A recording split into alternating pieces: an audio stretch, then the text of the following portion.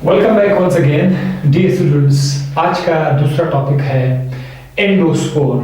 बल्कि बाज़ student endo और एक्सोस्पोर दोनों को ढूंढ रहे होंगे, बाज़ स्टूडेंट सिर्फ स्पोर फॉर्मेशन इन बैक्टीरिया ढूंढ रहे होंगे। तो भाई फिक्र करने की जरूरत नहीं है, आपको ये सारी चीजें मिल जाएंगी आज। देखिए, हर जानदार को अपनी लाइफ के दौरान कभी ना कभी उस पर टफ इन्वायरमेंट, टफ हालात मुख्तलिफ हो जाते हैं, खराब किस्म के मुश्किल हालात आ ही जाते हैं। इसी तरह बैक्टीरिया पे भी कभी कभी नाखुशगवार हालत आ जाती है, अनफेवरेबल कंडीशन इसको जिसे हम कहते हैं वह आ जाते हैं। अनफेवरेबल कंडीशन में ये है कि बैक्टीरिया के लिए खुराक खत्म हो गया, खुराक नहीं है, वाटर नहीं है, न्यूट्रिशन नहीं है, तो फिर क्या करेंगे? बैक्टीरिया अपना सर्वाइवल करना चाहेगा, अपना बचाव करना चाहेगा। कैसे करेगा अपना बचाव? बैक्टीरिया बनाएगा एक स्ट्रक्चर जिसका नाम है स्पोर। एंडो एक्टो फिलहाल आप छोड़ दो, स्पोर बोलते हैं। तो स्पोर क्या है? ये एक ऐसा स्ट्रक्चर है जो बैक्टीरिया अपने आप को बना लेता है उस स्ट्रक्चर में। या आप कहते हैं कि जब बैक्टीरिया अपना शेप चेंज करता है, एक ऐसा शक्ल बना लेगा बैक्टीरिया कि वो उस खराब माहौल का मुकाबला करेगा। जैसे ही माहौल ठीक हो गया, ये स्ट्रक्चर दोबारा से अपने आप को कन्वर्ट करेगा वेजिटेटिव सेल बैक्टीरिया में। तो कैसे? ये आप देख सकते हैं कि बैक्टीरिया के अंदर हमने देखा था एक मुकम्मल स्ट्रक्चर, सेल वॉल है, साइटोप्लाज्म है, यहाँ पर वाटर है, H2O है, न्यूक्लियस तो नहीं है, हमारा क्रोमोसोम डीएनए है आप कह सकते हैं। तो ये इस वक्त बैक्टीरिया क्या है? एक्टिव है, जिंदा है। इस वक्त बैक्टीरिया के अंदर ठीक ठाक रिएक्शंस हो रहे हैं, मेटाबॉलिक रिएक्शंस हो रहे हैं, यहाँ पर एंजाइम काम कर रहे हैं, एनर्जी जनरेट हो रही है, बैक्टीरिया मूव कर रहा है, बच्चे दे रहा है, मेटाबॉलिक एक्टिव है। खराब हालात आ गए, अनप्लेजेंट मौसम आ गया भाई, अनप्लेजेंट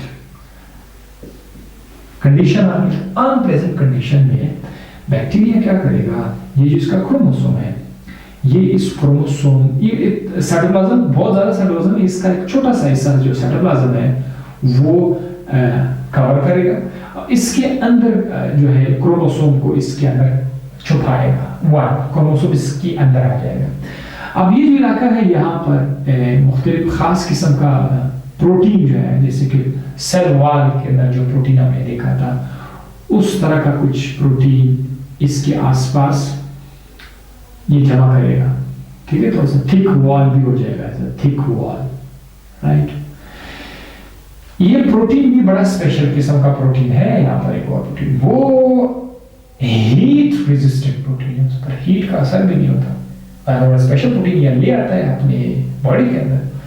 साथ ही साथ यहाँ से ये वाटर को, H2O को बाहर निकाल देगा। वाटर यहाँ से बाहर चला जाएगा।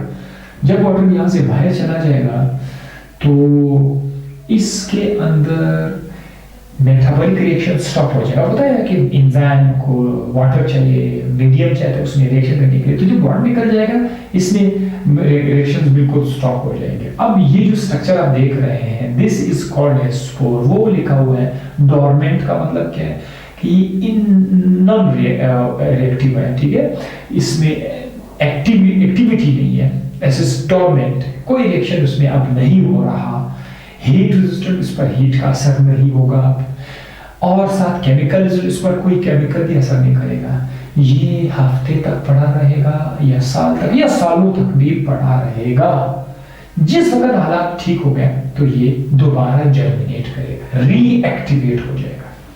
लेकिन एक और बात याद रखिए, यहाँ पर मैंने क्या लिखा हुआ है, ये जो स्पोर बन रहा है, अगर वो स्पोर इनसाइड द सेल आ रहा है, जैसे कि ये आप देख रहे हैं, इनसाइड द सेल आ गया, अगर ये इनसाइड द सेल आ जाए तो फिर इसका नाम होगा एंडोस्पोर। एंडोस्पोर हम उसको कहेंगे। और अगर ये बाज़ औक़ात बहुत कम ऐसा होता है, जैसे कि मैंने देखा सिंध बोर्ड और बलूचिस्तान बोर्ड में तो बिल्कुल ये एक ही दिया था, एंडोस्पोर दिया था, एक्सोस्पोर दिया ही नहीं था। तो अगर ये इसके बाहर हो, सेल के बाहर हो, आउटसाइड, तो फिर इसका नाम क्या होगा? एक्सोस्पोर। एक्सोस्पोर। तो ये एक्सोस्पोर और एंडोस्पोर की बात आ गई, जैसे कि अभी देखो ये मैं सारा मिटा क्योंकि ये सब खत्म हो जाएगा। अब ये नहीं है ना ये सेल वाल है ना यहाँ पर ये साइटोप्लाज्म है, थोड़ा सा साइटोप्लाज्म बाहर आप कह सकते यहाँ पर साइटोप्लाज्म थोड़ा साइटोप्लाज्म है, दिस इज योर स्पोर।